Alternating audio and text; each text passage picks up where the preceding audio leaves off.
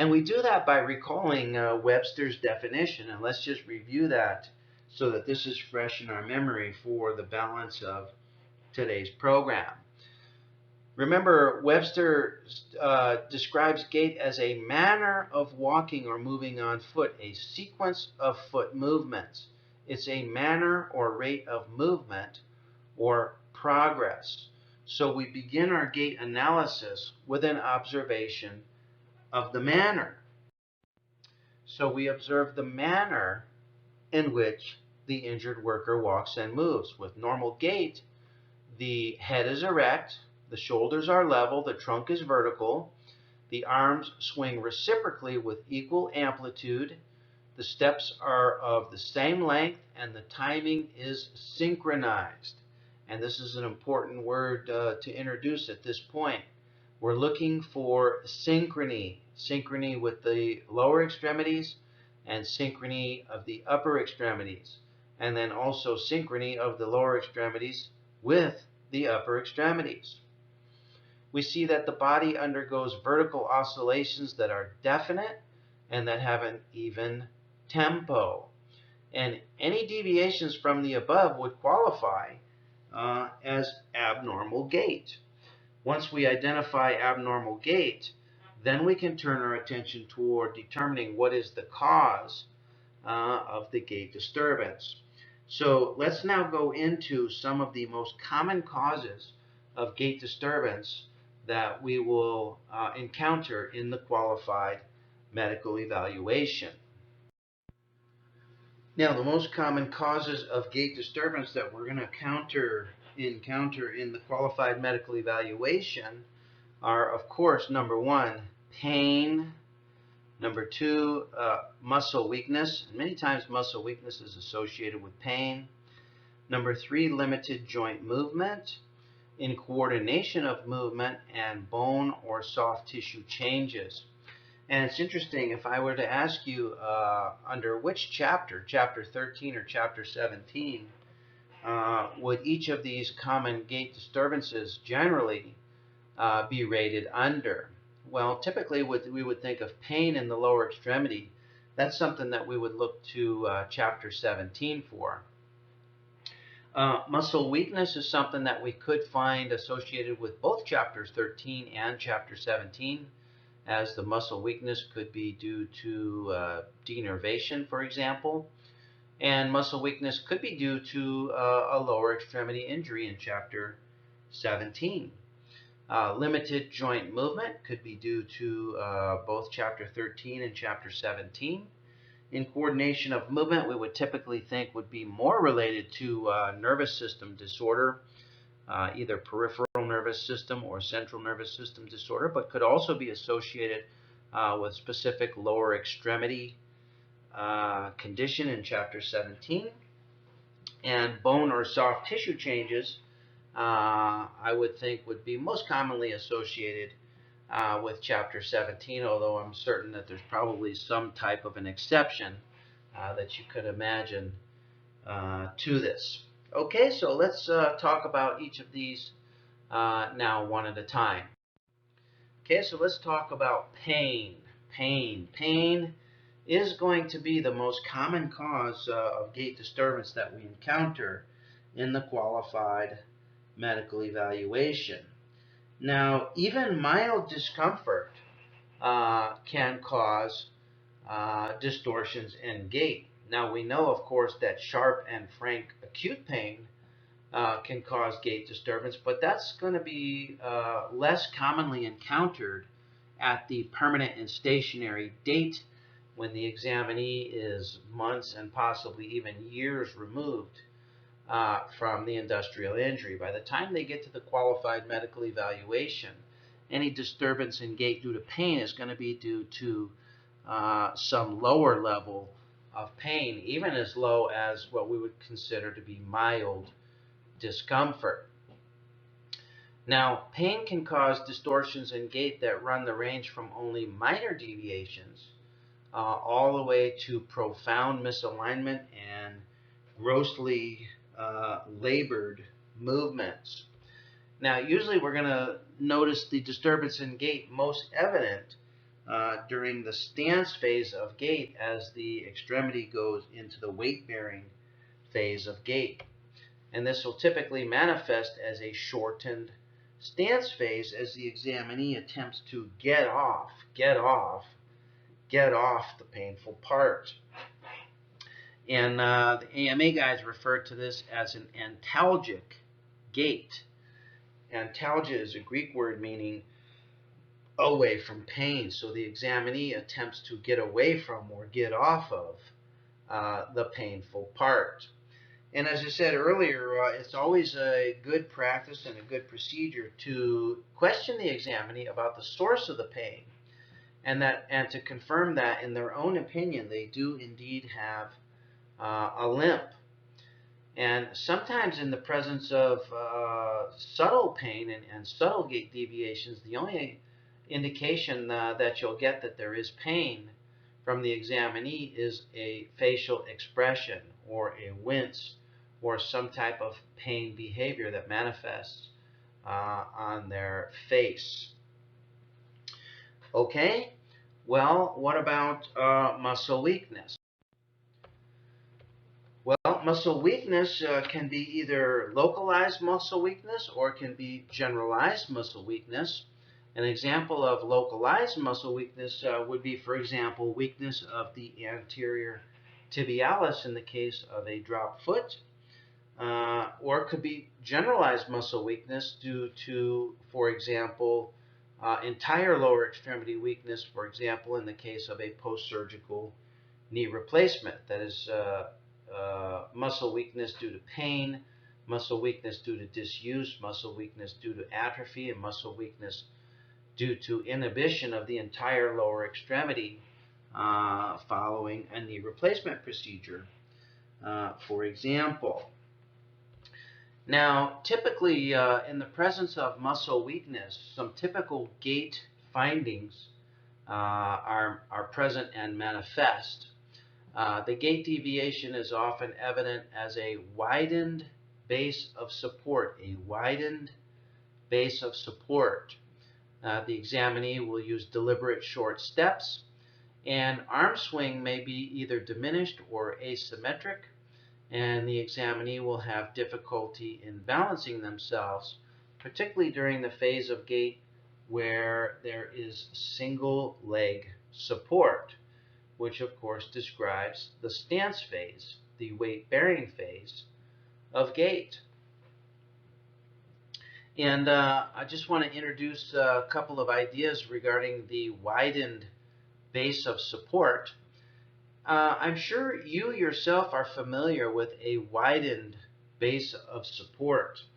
Now, another circumstance where we're going to encounter a widened base of support happens to do with sensory disturbances. For example, numbness of the feet, or even cases of blindness.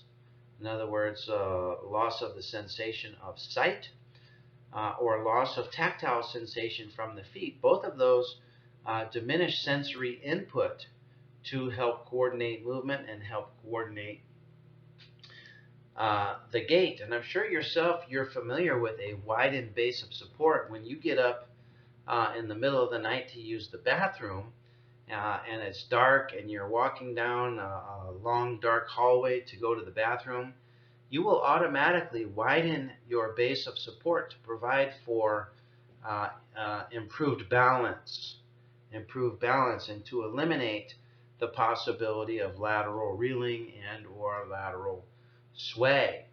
So a widened base of support both helps to improve balance and helps to avoid falling. So we'll see this with muscle weakness. As the examinee has difficulty with balance, they will reflexively widen the base of support, and they will deliberately shorten their steps, thereby diminishing the time of the stance phase of gait and diminishing the amount of time spent in single leg stance. Okay, what about limitations of joint motion? Well, it's important to remember that many times when we have a limitation of joint motion, we also have muscle shortening, both of which can contribute to disturbance in gait. Well, what are some situations that can cause limitation of joint motion? Well, how about degenerative arthritis, for example? Degenerative arthritis of the hip, of the knee, of the ankle and or foot. And I described for you earlier an example of the woman in my gym who has degenerative arthritis of the knee, which affects both the swing and stance phase of gait. How about surgical procedures? Examinees who have had implants, they've had metal rods and metal plates inserted into their lower extremity joints. Well, I have an example for you coming up later on in the program. I have a live video that demonstrates this exact scenario. We have an examinee who had surgical repair of the distal tibia and fibula, both of which were fractured in a crush injury, and he had the implantation of metal plates and rods in the distal tibia and fibula. Well, these metal plates and rods and this surgical hardware limits ankle dorsiflexion, and this limitation in ankle dorsiflexion shows up as a shortened stance phase of gait, which is readily apparent, and I'll share that one with you here in just a few moments. Well, other causes of limitation of joint motion include disuse of the joint, perhaps due to pain, perhaps due to casting, perhaps due to disuse such as extended bracing or extended time in an ankle foot arthrosis or other type of support, which can cause generally loss of range of motion from the extremes of the range of motion. So if we're considering the ankle as an example, there would be limitation of the ankle at the extreme of plantar flexion and a limitation of the ankle at the extreme of dorsiflexion. Well, gait deviations due to limitations of joint motion can be seen equally in both the swing and stance phases of gait. And I want you to imagine the disturbance in gait that you might encounter in a post-surgical knee patient, perhaps a person who had a knee replacement or other type of knee reconstruction, such as medial meniscectomy, perhaps anterior cruciate ligament reconstruction. So with this particular example, an examinee who lacks normal knee flexion and normal knee extension, imagine how that lower extremity would pass through stance phase. During stance phase, they're unable to achieve full extension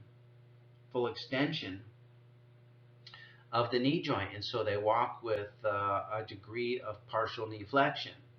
And similarly, during the swing phase of gait, as that knee goes towards terminal swing, it fails full extension, and the swing phase of gait becomes shortened as that lower extremity makes initial contact with the ground much sooner than it would otherwise had the knee had full and unrestricted knee extension.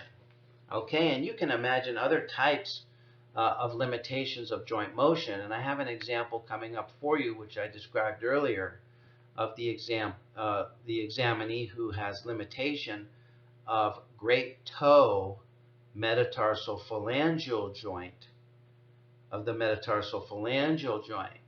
Now, limitation of the great toe metatarsal phalangeal joint is different from limitation of the knee in that they both produce different presentations of gait disturbance.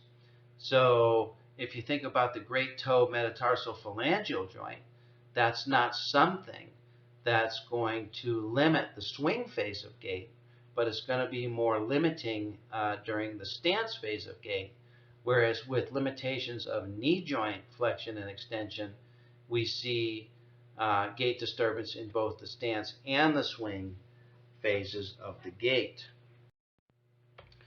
Okay, let's talk about incoordination of movement. Now, incoordination of movement we typically think of as due to some type of a neurologic disorder. And there are many different types of neurologic disorders that cause incoordination of movement, and they all have their own separate and distinct specific findings. But they typically manifest as distinctive deviations from the normal gait that are easy to recognize, but may not be as easy to characterize. So some examples of neurologic disorders that cause incoordination of movement would be, for example, spastic cerebral palsy, which causes a characteristic scissor gait and toe walking gait. And I'm reminded of one of the cashiers at the Walmart who has a spastic cerebral palsy gait. She walks up on her toes, and both knees, they cross the midline when she walks, and she has a difficult time with walking. And it doesn't take a genius to be able to identify this type of gait. Another example is the festinating gait of Parkinson's syndrome, and I have a video depiction of this for you in just a couple moments. Another type of gait disturbance is the spastic hemiparesis gait. This is typically secondary to a cerebrovascular accident. This typically will manifest as a unilateral lower extremity weakness with spasticity.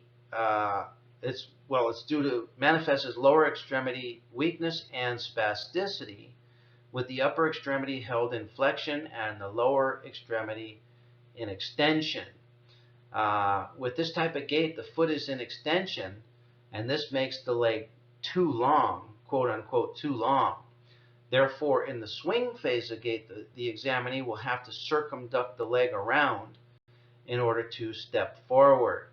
And this type of gait is found with lesion of the upper motor neuron. And one of the clues that this is due to an upper motor neuron lesion is the characteristic spasticity. And so this is the type of gait that we see commonly with spinal cord myelopathy patients. And I have an example of this exact type of gait with a cervical spine myelopathy patient for you in just a couple of moments. Okay, finally, what about changes in bone or soft tissue? What are some examples of changes in bone or soft tissue? Well, in the workers' compensation setting, we do encounter examinees who have had amputation and who are then fitted with a prosthesis. Sometimes these prostheses don't necessarily fit perfectly and are not adjusted perfectly and can create a leg length deficiency or other type of asymmetry that contributes to gait disturbance. Similarly, bone shortening following a fracture can cause a leg length discrepancy, which is manifest as a gait disturbance. Congenital malformations in either bone or soft tissue, and all of these examples can lead to a variety of deviations in gait that can be observed in both the stance and swing phases of gait. So let's imagine this now. We now know that in the workers' compensation setting, we're going to deal with situations that involve pain, muscle weakness, limitation of joint motion, incoordination of movement, or changes in soft tissue and bone.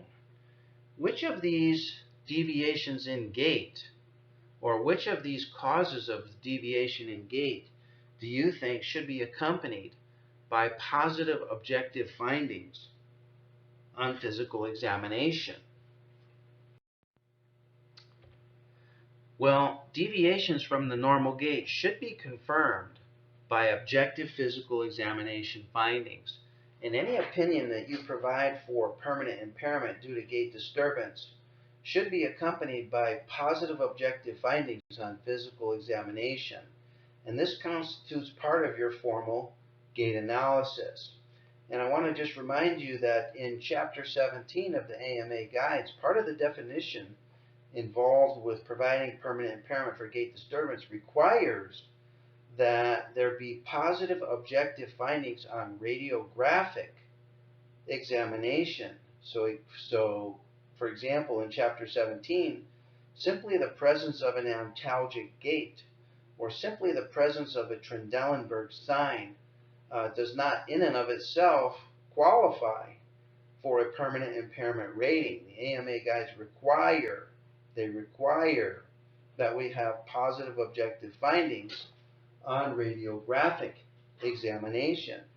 Well, similarly, your physical examination should be significant for positive objective findings of the hip, of the knee, of the ankle or foot, or of the nervous system in the case of gait disturbance under Chapter 13 or under Chapter 17.